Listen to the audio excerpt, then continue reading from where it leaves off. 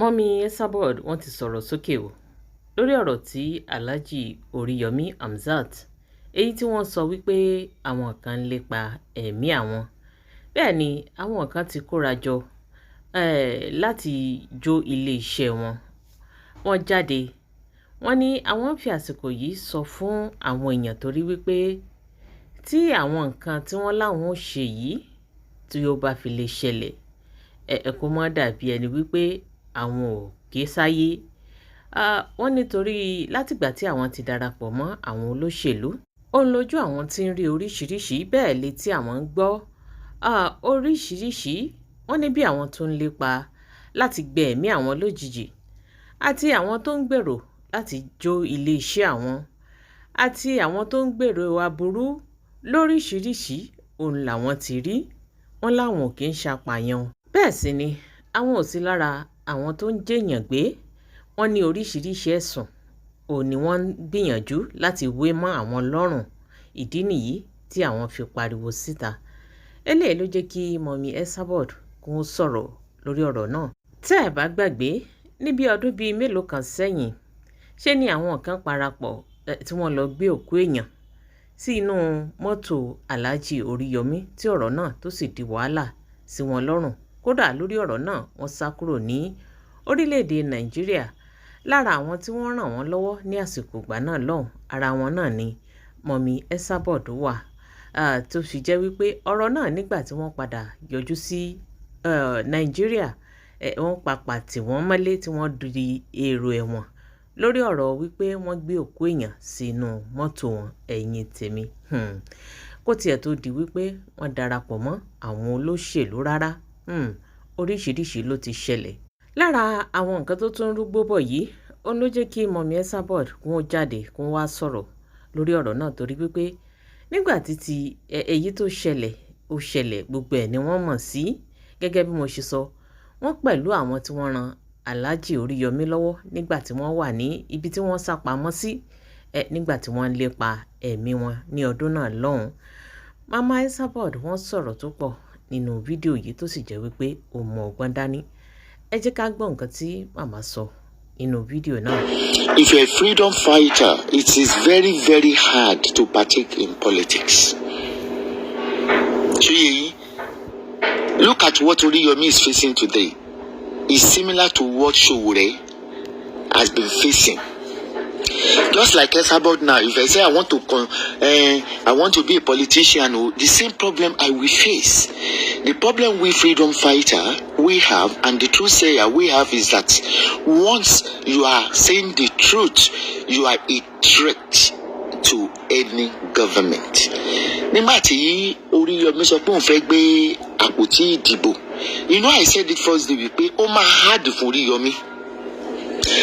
Tí Oríyọmí bá lọ Google pé ǹjẹ́ téèyàn bá jẹ́ freedom fighter ǹjẹ́ ó lè host any post? No, they don't, because we are like a threat to the government.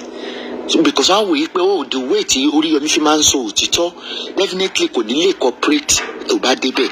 Mo mọ̀ pé ó máa fèsì gbogbo nǹkan tó ń fèsì lẹ́nìí. Mo ti sorry, but to people tó máa kọ etí ikún sí etí fracas sí, they be think maybe someone is jealous or something. Gbogbo nǹkan is jealousy code in Nigeria, because tó bá jẹ́ freedom fighter want to partake in any politics, wọ́n máa láìbẹ̀lẹ̀, wọ́n máa defame gbogbo tó ń ṣe tó ṣe pátápátá tó ti experience, they will be saying it against you. Ẹ wo problem tí Oríyọmí ti ń face from day one. Eléyìí àwa wa parọ́ mọ́ wa ló mọ Gumi, ó máa jáde ó máa fún wọn ní explanation, but wọ́n ò ní gbọ́ because àwọn tó ń sponsor wọn ò ní jẹ́ kán gbọ́. Ó jáde ńgbà yẹn sọ pé òun ò pàdé Gumi rí wá ṣe program UI, òun ò dẹ̀ yọjú. Àwọn tíìmù òun ló lọ síbẹ̀ láti lọ ṣe coverage, but still náà wọ́n ṣe ń pè láwo Gumi. Ṣóyè yìí wọ́n tún irọ́wọ́ wọn tún pamọ́, wọ́n ló ń ṣe báyìí ṣá. Mo wá rí fídíò kan tó wà pathetic yesterday which I posted on my Instagram page where they accused him of omugbo, omugbana, onse kini kan. If you don't have a thick skin, you can't join a politics. especially in Nigeria. Then being a freedom fighter to join any politics all over the world is complicated. It's complicated. Kí ló dé tí wọ́n fi jẹ́ kí Sowore débẹ̀ ní last year because ọmọ ìpò láwọn fáìlì kan to knock the government. They will continue to threaten Sowore with the same thing as Oriyomi. Now, I saw your video where you were lamenting yesterday that they are coming to demolish your radio station. They want to burn your radio station and everything. You are not facing the same problem. Yínká Ayéfẹ́lẹ́ ẹ mọ̀ yìí pé iṣẹ́ tó ṣòro ṣe tó burú jù ní Nàìjíríà is broadcasting. Ẹ mọ̀ bó ṣe ń gba license yín CAC license because mo ń gbọ́ a lot of things tó bá àwọn radio station mi àwa bá mi TV station mi àwa bá mi wípé màmá nǹkan bábá ìlú ń ṣẹlẹ̀ and I think I've been saying that for years wípé we have connection with a particular broadcast station in Nigeria. In tó ṣẹlẹ̀ ní wípé wọn ò gbọ́dọ̀ sọ̀rọ̀ against the ruling government. Wọ́n máa revoke license wọn, wọ́n ń ṣọ́ wọn wá sí the radio station kan tó kàn tí ẹ̀ kọrin ó play orin pé Yorùbá ronú o wọ́n gba license ẹ̀ ní street lájẹ̀ pé ó bá wọn wí pé kí Yorùbá ronú. Ọlọ́run á dáàbò ẹ̀bọ̀ ẹ̀ Oríyọmí. Ọlọ́run á dáàbò ẹ̀bọ̀ ẹ̀. That is why nílé ayé yìí you don't die, you don't take money, you don't take any bribe from any politician.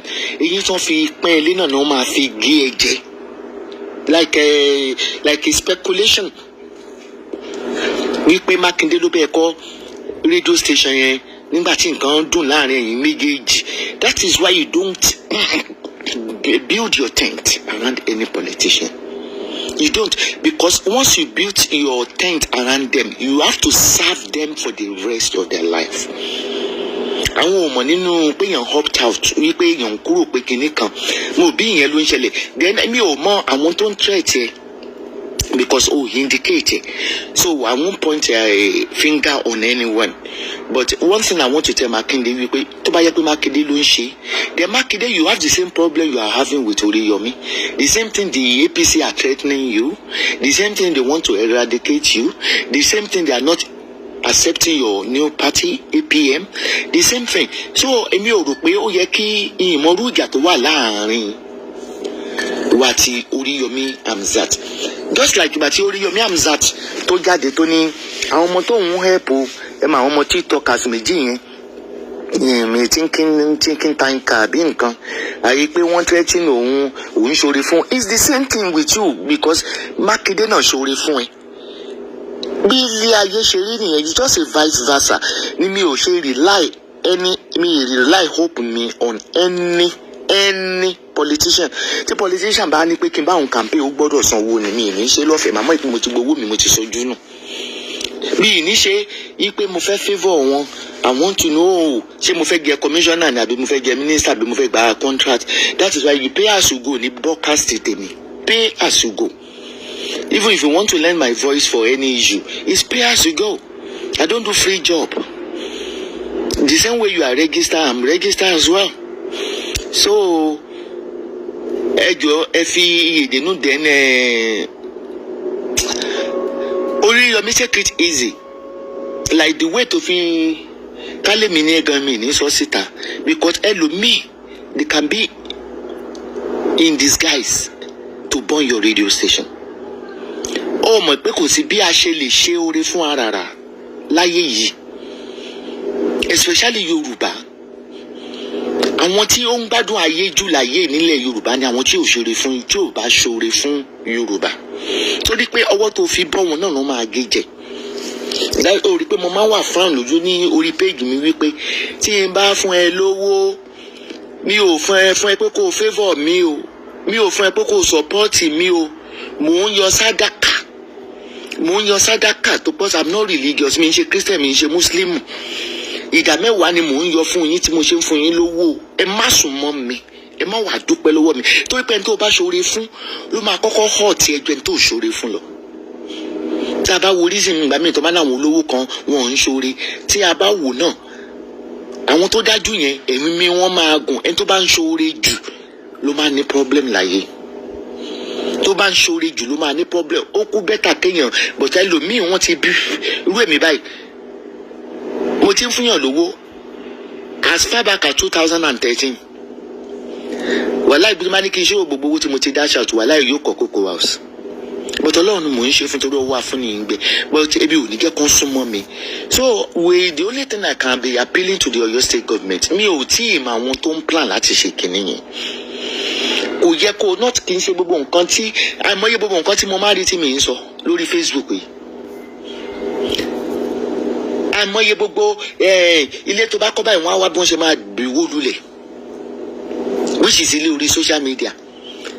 Àìmọye ọwọ́ tí mo máa rí pé wọ́n dórí péjì mi, wọ́n flag péjì mi, mi ò ní sọ. Reason mi ṣe kí n sọ ni wípé social media lápè, anybody are free to flag any page at any time. It's a free place. Ẹni tó bá dẹ̀ flag page tó kó group jọ tó fẹ́ flag page ó kù ó kọ̀ lọ́hùn. Èmi máa ń fáwọn lọ́nà lọ́wọ́ ni mi rojọ́ mi ẹ̀ bá wọn flag wọn padà tó kó kàn mí. Bẹ́ẹ̀ bá flag page kan máa gbàgbọ́ mi ò wọlé. But ìyẹn ló wá dífá fún Oríyọmí Hamzat pé ó bá má sọ jáde. Nínú ọ̀rẹ́ níkà wà, nínú ìkà lọ̀rẹ́ wà, so that àwọn míì wọn ò ní take opportunity just like kí n sọ pé wọ́n ti flag page mi o, wọ́n ti gbé page mi lọ o, tó jẹ́ pé ẹni tó fọkàn sí kọ́ ló ṣe. We don't know who is who. Wọ́n ní ọ̀pọ̀ òyìnbó fi dúdú ṣe wà, oró tó wà ní ẹ̀lẹ́lẹ́ ríwó ọ̀pọ̀ òyìnbó ṣé ó fi dúdú ṣe wà. But nǹkan kan tí mo fẹ́ sọ fún ẹ ni pé Ọlọ́run á máa dáàbò bò ẹ́. I don't know why they want to do it because wọ́n rí crowd tó pull. Mo fẹ́ sọ pé ìwọ gangan ló affect accord, ìwọ ló affect accord tó ń sọ pé kọ́ di register wọn torí wo adúrú pull tó wo crowd tó pull. Olótìtọ́ ok jẹ́ kí n tó fi ọ̀rọ̀ ẹ kí n tó fi sí under Fẹlá Aníkúlápó Kútì ní ọdún náà nígbà tí mi ò kéré nígbà tí Fẹlá Aníkúlápó Kútì tó rèsè party kó fẹ́ di president Nàìjíríà yẹ movement mope kọ́ ló pe ní movement of people. Ó mọ bó ṣe tọ́jú ẹ̀, wọ́n jó lé wọ́n lọ bàǹbáàdì ẹ̀, àwọn àmì ìgbé wọ́n nà wọ́n ṣe gbogbo ẹ̀. Géǹ táwa tá a bá jẹ́ freedom fighter máa ń jẹ nìyẹn. A jẹ́ nǹkan kan nílé ayé, ọ̀run ni èrè wá wà. Ọwọ́ Ọlọ́run ni èrè wá wà, lọ́lọ́run ṣe ń bò wá láṣìírí jíjẹ àti mímu.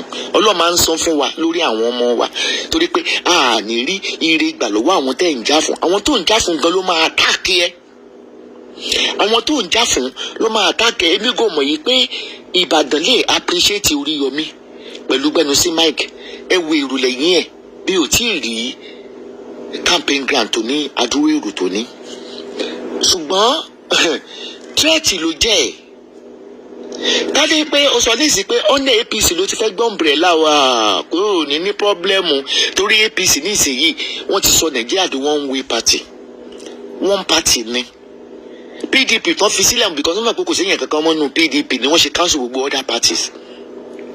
So Oríyọmí ní láti kún fún àdúrà, not everything tó bá rí náà ni kó wá máa debunk torí òmẹ́ tó ń kó bẹ́ẹ̀ òmẹ́ tó ń ṣe é gangan orí ní ayélujára ẹlòmíì lè impositor lè dìde tó kù gangan ló fẹ́ jó bẹ́ẹ̀. Àbúrò mi ló jẹ́ nìbàdàn, mi ì lè gbàdúrà pé kí búburú kó kọlù ẹ̀. Sóyè Oríyọmí Ọlọ́run á dáàbò rẹ̀ bò ẹ́ o. Sóyè Ọlọ́run pèsè fún ẹ pé gbẹnu sí máìkì Nigeria politics ó dẹ́tì gan ju bó ṣe fojú wò lọ. Especially wọ́n tó ti ní problem pẹ̀lú gọ́ọ̀mẹ̀ntì ẹlẹ́tàn ti tiẹ̀ mọ́lé ṣe gbogbo ẹ̀ lórí kó ń jà fẹ́ tọ́ ara ìlú. So God will continue to abide by you. That is why anything politics mo hate wọn, mo kórìíra wọn ni. Tí n bá campaign fẹ́ ní politics ẹ mọ̀ pé mo gbowó iṣẹ́ mi ni. Nítorí pé bí n bá gbowó iṣẹ́ bó ní ṣe san tax return fún gọ́ọ̀mẹ̀ntì. So bó ṣe rí nìyẹn, God will continue to be with you. Ilé sanmi gbà mí ó sàn ju oyè lọ. Bí anjọ́ tó bá di ìkà tó sùn títọ́ mọ́ wọ́n máa accept ẹ nínú politics. Ó lè dé olótìtọ́ kan accept ẹ nínú politics, especially ní ọwọ́ tó ń gbógun ti Ọ̀yọ́ state. It might not be Makinde self, wọ́n ń gbógun ti Ọ̀yọ́ state burúkú. Ó dìjọ́ tí Makinde bá kó lórí ibẹ̀ yẹn kí Ọ̀yọ́ state kó tó ní àǹfààní. kò tó ní fún gan mi ò rò pé ó tiẹ̀ lè sọ̀rọ̀ púpọ̀ lórí àwọn ọmọ tó ń kó lọ gan is another problem ká ló ti sọ nínú torí mi really mọ time tó máa ń ṣe program ẹ̀ kéékèèké tó bá kọ́ ti gbẹnu sí máìkì nìkan mo máa ń rí so bó ṣe rí nìyẹn Oríyọmí you don't need this kò ní ìdẹ Oríyọmí sọ Oríyọmí ó kàwé náà Ọlọ́run dẹ̀ fún ẹ ṣe níbi tó wà ó dẹ̀ mọ̀ yìí pé Mákindé gan ìwà Mákindé nígbà mi kò yàtọ̀ sí wà Tinubu dúró náà ó wà stone hearted bó ṣe wà yẹn ọkàn ẹ le so ẹ̀bẹ̀ náà la máa bẹ̀ Mákindé ní ìsọnù ló máa jẹ́ fún Ìbàdàn Mákindé ibi wọn lọ́jọ́ Oríyọmí that is because ètò àṣì ètò wà lẹ́ẹ̀gan àti ìrántán nípa àwọn ọmọ tó ń kó lọ ètò wà lẹ́ẹ̀gan àti ìrántán kọ́tọ́ wá pa pariwo pé wọ́n ti gbé Oríyọmí o another láìbẹ̀ẹ́nì ló tún jẹ́ fún Mákindé so ẹ tẹ̀lé gẹ́gẹ́ ní politics ọlọ́run àbáyíyàn ẹ̀mí òkùnkùn kí ẹ̀ tó bá wù kó wọlé bá wà wù yìí kan kó dìbò fún APC tọ́nà bá sọ pé ìjìyà ẹ̀ṣẹ̀ àwọn ọmọ Nàìjíríà pọ̀